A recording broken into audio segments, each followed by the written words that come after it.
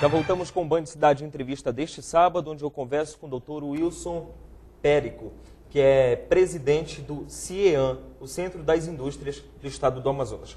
Dr. Wilson, em relação a faturamento, até o fim do ano o PIN deve faturar 40 bilhões de dólares. Por que o faturamento na moeda americana, em dólares? Não, a conversão para dólares é porque é conhecida como a moeda forte, é a moeda utilizada na comercialização no comércio exterior, e é por isso que se faz essa conversão.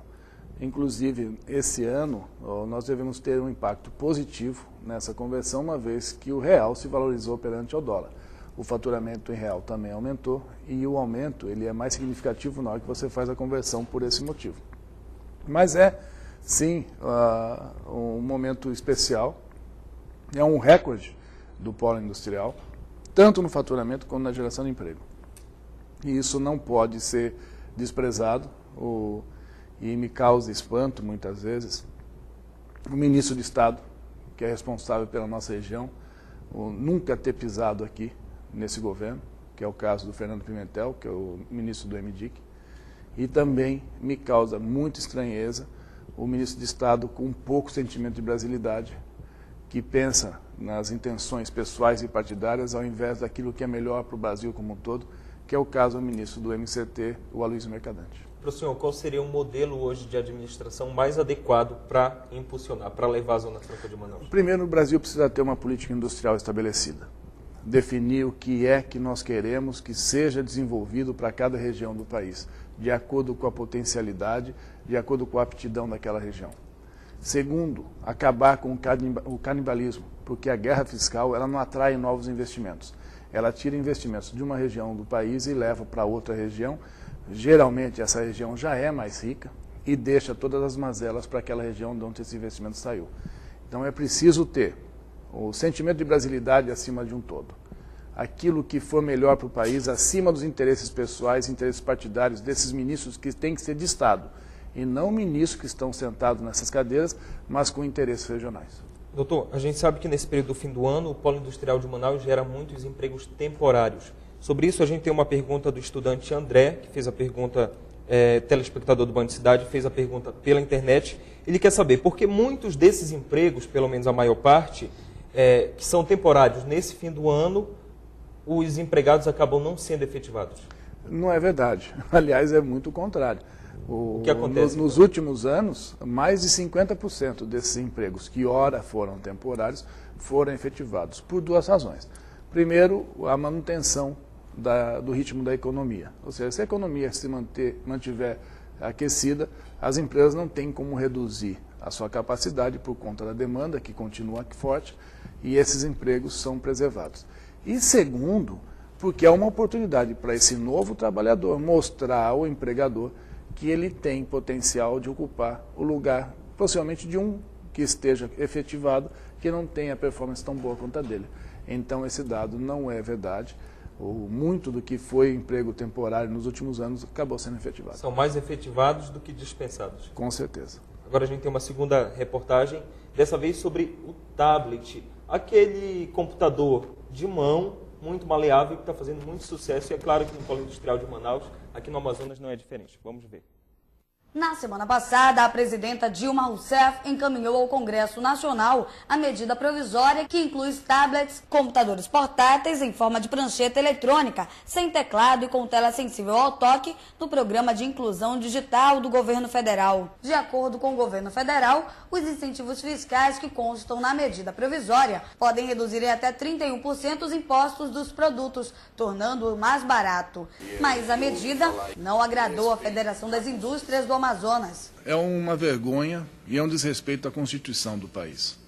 O nosso país é o único país que tem uma lei de informática que é inconstitucional, porque pela Constituição o único estado que poderia oferecer incentivos fiscais é o estado do Amazonas através da Zona Franca de Manaus. O problema é que o incentivo estendido a todos os estados, além do Amazonas, pode prejudicar o modelo Zona Franca de Manaus, o que também preocupa os parlamentares. A decisão foi tomada lá atrás e a nossa bancada viu isso passivamente e agora faz um mise-en-scène de que reagir depois que a medida provisória já está publicada. A bancada do Amazonas no Senado pretende se reunir em Brasília com o ministro para discutir o assunto. Há uma grande preocupação de todos nós sobre esse tema. Eu estou indo para Brasília porque tenho uma audiência com o ministro Mercadante, Aloysio Mercadante. Como vocês sabem, o tablet é da área de ciência e tecnologia. Mas para os políticos do Amazonas já é tarde para discutir uma medida que já foi aprovada. Para os parlamentares da Assembleia Legislativa, a bancada do Estado no Congresso deixou a desejar e pode prejudicar milhares de empregos. Quem são os concorrentes da Apple? A Nokia e a Samsung, que produzem tablets e os celulares com a mesma tecnologia da Apple. E eu tenho certeza que essas empresas vão questionar na justiça, infelizmente, o porquê da Apple poder estar perto dos mercados consumidores, dos postos onde as nossas mercadorias do país saem para outros países, e a Nokia e a Samsung estarem aqui. Quer dizer, isso é um perigo que mata, infelizmente, a economia do nosso Estado. Para o Ministério do Desenvolvimento, a medida não deve prejudicar o Amazonas. Nós temos mais de 6 empresas que, infelizmente, não posso dizer os nomes, porque é confidencial, que estão negociando a vinda para o Brasil para a produção não só de tablets, mas na área de tecnologia da informação. Nós já mostramos, o governo do estado, a SUFRAMA, já mostrou para a empresa todos os incentivos que nós temos, o polo industrial que nós já temos aqui, as fundações de tecnologia que nós temos aqui. Agora, a decisão é empresarial. A preocupação das autoridades do Amazonas é que as outras indústrias vejam mais benefício no Sudeste, com os incentivos fiscais e ainda com a proximidade do mercado consumidor, e deixem a Zona Franca, o que iria prejudicar a economia do Estado. O governador Omar Aziz viajou a Brasília para tentar negociar, mas a medida já está valendo. Só uma pequena observação. Nessa matéria, a doutora Flávia Grosso ainda aparece como superintendente da SUFRAMA, cargo que agora ela não exerce mais. Doutor Wilson, em relação ao tablet, é uma boa notícia para nós, já que vai produzir milhões aí, já que em cima dessa produção a gente vai ter bastante lucro. Agora, qual o lado negativo disso, se é que tem? Não, primeiro, o tablet ele faz parte da lista de produtos na lei de informática. Como eu disse anteriormente, é uma lei inconstitucional. Existe uma DIN do Estado do Amazonas que está no Supremo, que até hoje não foi julgada. E esse tablet, esse produto, ele tem uma equalização de incentivos em todo o território nacional. Ora, se eu posso fabricar no Amazonas ou em São Paulo com o mesmo incentivo, sendo o mercado consumidor o Sudeste, eu vou me instalar em São Paulo e vou fabricar lá. Então o Estado do Amazonas perde, e muito, com essa lei, a questão de atração de incentivos para esse produto.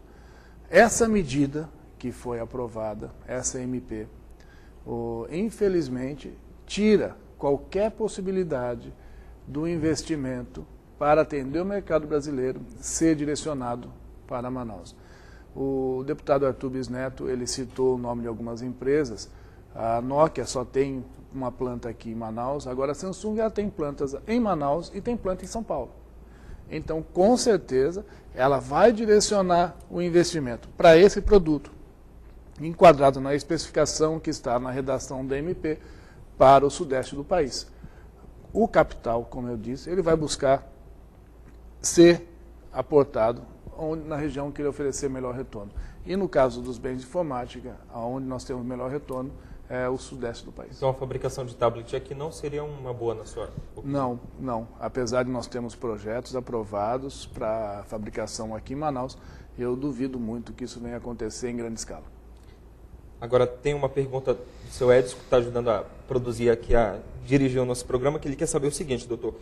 A Copa do Mundo está chegando, todo mundo está de olho nela, e o boom da produção de TVs. Já tem um projeto focado nessa questão? O televisor ele é fabricado em Manaus, e hoje o crescimento da demanda por televisores de tela fina, como LCD e plasma, aumentou muito. Hoje é o carro-chefe do polo industrial. E nós temos capacidade instalada para atender a demanda nacional, inclusive a demanda do mercado sul-americano com exportações que podem ser atendidas para outros países. Nós não podemos pensar só na Copa do Mundo quando nós falamos do polo industrial de Manaus e da nossa região. Nós temos que aproveitar esse momento para que os investimentos de infraestrutura aconteçam não para cobrir o déficit que já existe, mas que propiciem o crescimento econômico da nossa região que está projetado para os próximos 10, 15, 20 anos. É isso que se espera do poder público, estadual e federal, quando nós falamos na questão de investimentos em infraestrutura. Já existe um déficit. Nós temos hoje uma infraestrutura de logística muito deficiente na questão de porto e aeroporto. E isso precisa ser corrigido e logo, mas não o déficit, mas um investimento que nos propicie continuar crescendo. Agora, doutor, justamente nesses setores que o senhor me falou aí, destacou agora, aeroporto, porto, a gente tem muitas reclamações em todo o Brasil. E está essa briga do governo para tentar estruturar as cidades até a Copa do Mundo de 2014. O senhor, como presidente do CIEAN e ao mesmo tempo como cidadão comum, acha que realmente esse projeto vai conseguir ser emplacado até lá? Eu sou uma pessoa muito otimista.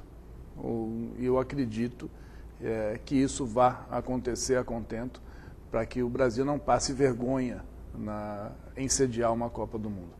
Mas mesmo sendo otimista, como brasileiro, eu sei que isso vai custar muito mais do que custaria se tivesse havido um planejamento lógico e isso tivesse sido cumprido. Preciso ver para crer primeiro.